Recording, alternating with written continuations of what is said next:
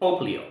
Today, on the 28th day of my action, I will talk about how to enforce the three components of a population stabilization law, namely replacement level fertility, required assisted dying, and optimal population levels. Let me start with replacement level fertility. Governments must first remove the hundreds of endocrine disrupting chemicals that are still being deliberately inserted in the food and beverages, body care and cosmetic products, dental and consumer products to cause sterility, morbidity, and premature death. This will restore normal fertility and health. Without decontaminating our environment of Depop poisons, no government can demand 2 children from every woman. The methodology I advise is one of carrot and stick. The carrot first, number one, a decade at home for women with full pay to raise children, but only if conception occurs between the ages of 16 and 30. Number two, women will be allowed to give their children up for adoption only if they are conceived before the age of 20. Three, all wages that are not 50% above the poverty line will be outlawed, since no responsible young couple can start a family on poverty wages. If the private sector cannot employ the young immediately upon graduation, then the government will be responsible for providing employment.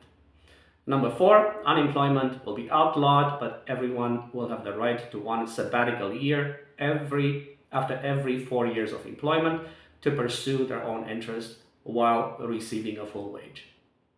Over a lifetime, white-collar workers will be allowed 10 sabbatical years, while blue-collar workers will be allowed only 5. Number 5, the 5-year difference will make up for the 5 years of extra retirement that blue-collar workers will enjoy, since they retire at age 60, while white-collar workers retire at age 65. In this fashion, both white and blue-collar workers will have 20 years of freedom from employment. But while blue-collar workers will enjoy 5 sabbatical and 15 retirement years, white-collar workers will enjoy 10 sabbatical and 10 retirement years.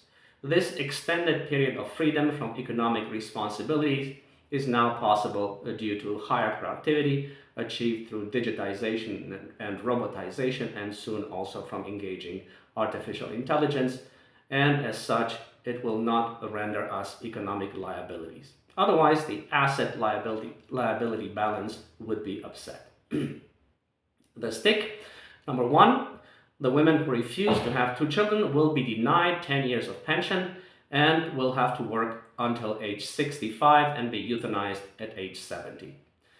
The same will go for the men married to the women who do not have children. They will also be denied half the sabbatical years everyone is entitled to.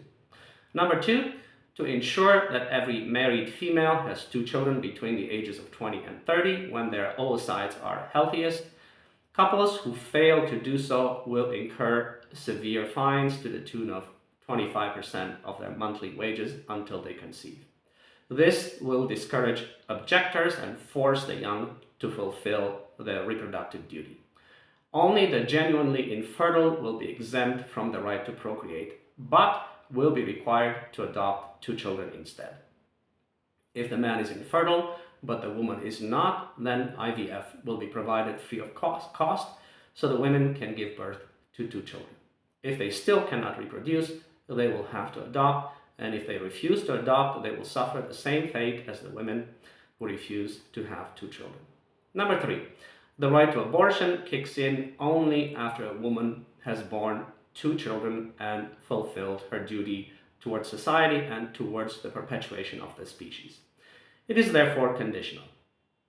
Since it is best that parents are young rather than old, no contraceptives will be sold to women from the age of 20 onward until they have conceived 2 children, and no contraceptives will be sold to men from the age of 20 onward until they have sired 2 children.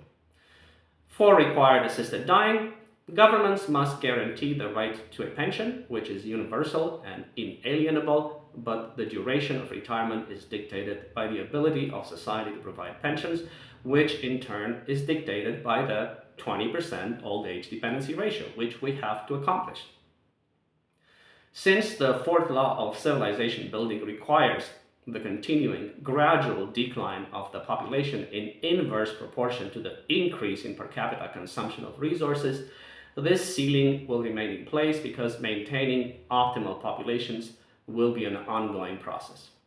The carrot: 1. Everyone will receive 20 to 25 years of free education and free medical care in youth, and everyone will receive 20 years of freedom from social responsibilities in the form of a combination between sabbatical and retirement years that enable comfortable living in old age, meaning at least 50% above the poverty line.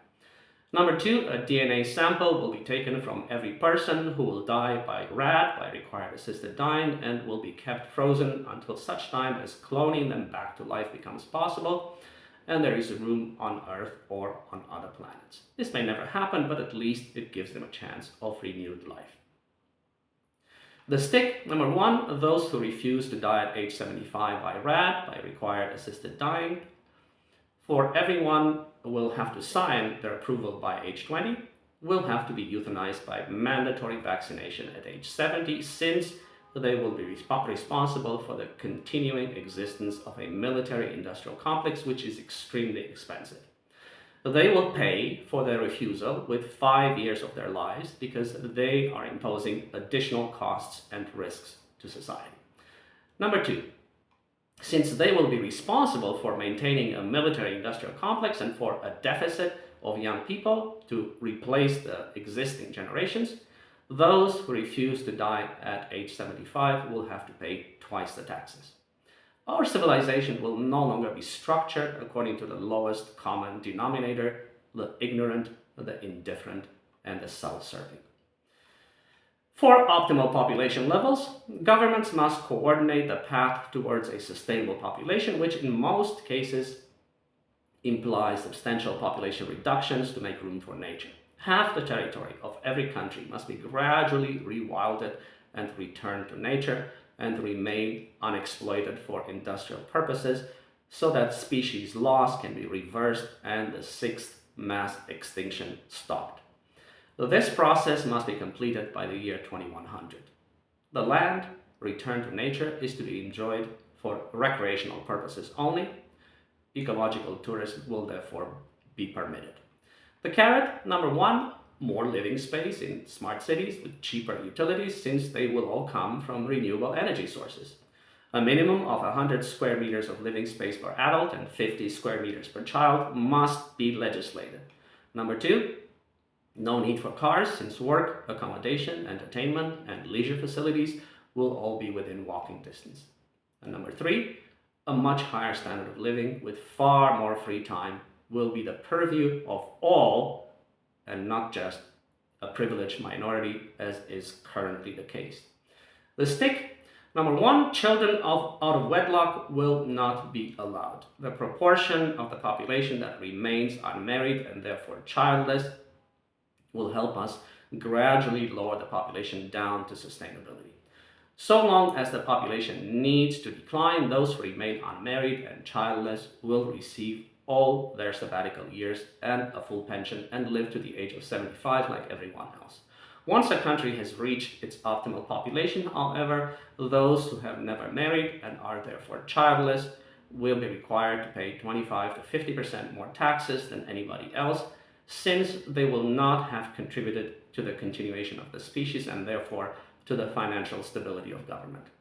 This measure will also ensure that the least desirable men and women do not reproduce, and this will serve as a natural selection method that will aid the improvement of our species. In conclusion, as much as we would like to, the demographic transition, which is the euphemism the system uses for the Population Stabilization Program, cannot be left unfinished. Our forefathers have started it, and we must finish it. Left unfinished would spell the end of our civilization. Leaving it unfinished, therefore, is a luxury we do not have. This is no time to be self-defeatist or bitter, but to seize the day and stand on the shoulders of giants, our forefathers' shoulders. For there is no mightier foundation on this earth. The way I see it, the most fundamental problem we have is to bridge the gap in understanding between the grave men who govern the world and live for it, and the joyful men who find happiness in it and live for themselves. And we must do it peacefully, rationally, and patiently to find and keep that fine balance between the world of innocence and the world of experience, the world of ignorance and the world of knowledge, and between the world of infinite possibilities and the world of limited realities. How it all started and where it must go can be summed up in the three pictures. Now, let me turn to my graphic here. As you can see, here we have the population structure of the past. This is the population structure of the present, the inverted population pyramids, and the population structure of the future. This flaring pyramid denotes uncontrolled population growth leading to resource scarcity and environmental collapse. In the past, it was all about the young, since they were the majority of the population. They are represented by the bottom of the pyramid. In the present, this inverted population pyramid denotes uncontrolled population loss leading to demographic, economic, fiscal, and social collapse. In the present, it is all about the old, since they outnumber the young. And the old, of course, constitute the majority at the top of the population pyramid. And this future population structure is a stable population structure and denotes optimal and sustainable demographic, economic, social, environmental, and developmental outcomes. In the future, we will have a proportional intergenerational power structure. Back to this population pyramid, this population structure leads to a growing economy, but results in decreasing per capita consumption, extreme poverty, resource depletion, and a fall back into the poverty trap. This population structure leads to a decreasing economy that results in stagnating per capita consumption and extreme wealth differences, and ultimately in a fiscal economic collapse of society. And this population structure leads to a stable economy and controlled increase in per capita consumption and an equitable wealth distribution. Only this population structure enables continuing economic developmental growth. In other words, an ascension of our civilization to a higher standard of living and to a higher level of being.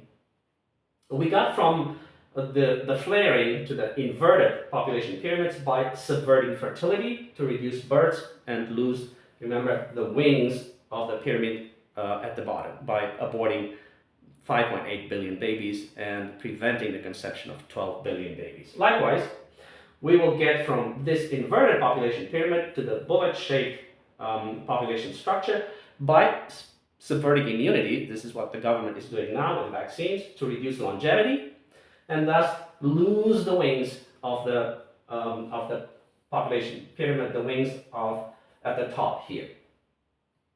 Now, we will maintain a stable population structure by legislating a population stabilization law. This is the only way. And that will give us precise control over population growth and the ratio between children, adults, and the elderly. This is where we must go. This is what we must achieve. And this cannot be achieved without a population stabilization law. This is where we are, and this is where we were, this is where we are, and this is where we must be to complete the population stabilization program and ensure our survival. To get to our destination, every human being on the planet is as important as the next. I can only show you the way and lead you to safe harbor, but to get past the obstacles that stand in our way, I need every man, woman, and child behind me. I am and will continue to be the tip of the spear, but you must throw me into the heart of the beast. And for that to happen, you must grow to a higher level of understanding and a higher level of being. Those who doubt the goodness of man and count on his ugliness will tremble with fear and move aside. For there is no greater power on earth than love, and no creature capable of greater love than human beings. I have faith in you. I have faith in mankind. I have faith we will prevail. If I didn't have faith, I wouldn't do what I do, and I wouldn't have sacrificed my life to save mankind from self-destruction. Thank you for your attention.